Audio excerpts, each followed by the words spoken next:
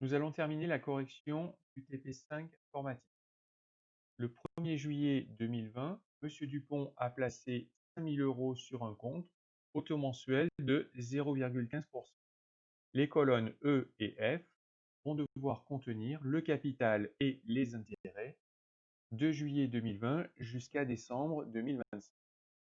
En cellule E2, on va donc reporter le capital de départ, formule égale B1, on valide. En colonne F, on va calculer les intérêts.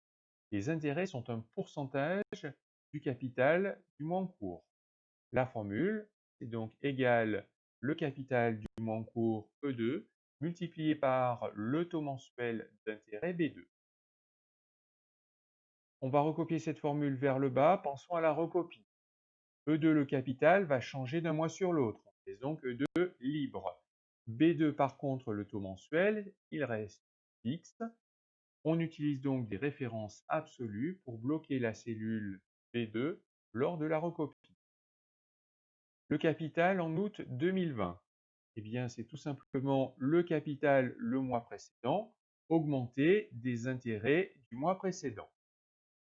La formule en F2 est valable aussi en F3, on recopie vers le bas.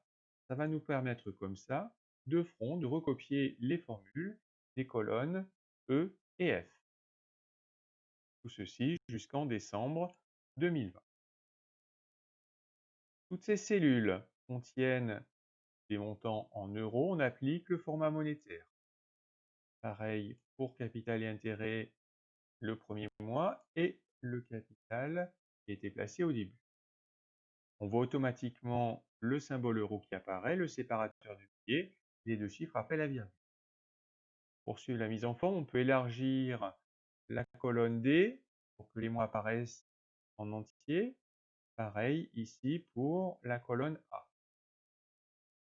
Notre feuille de calcul placement 1 est donc complétée et mise en forme. On peut passer à l'exercice suivant.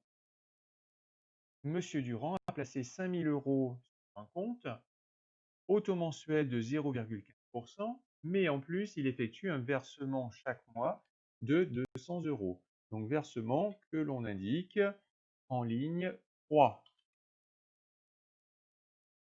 On va de la même sorte calculer le capital et les intérêts. Le capital du mois de juillet, c'est le capital de départ. On reporte B1. Les intérêts se calculent tout le temps de la même façon.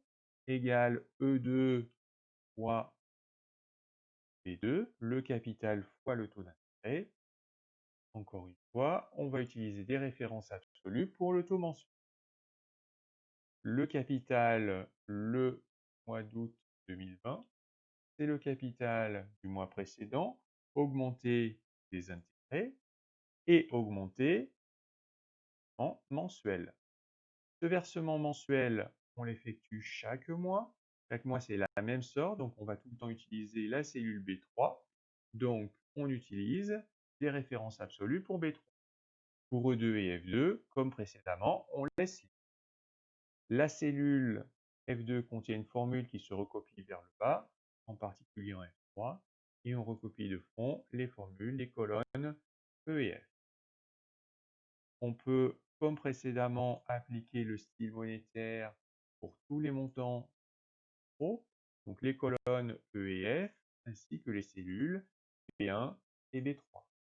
On élargit également la colonne D, la colonne A, et puis on peut mettre des bordures autour de ces deux cellules à rajouter.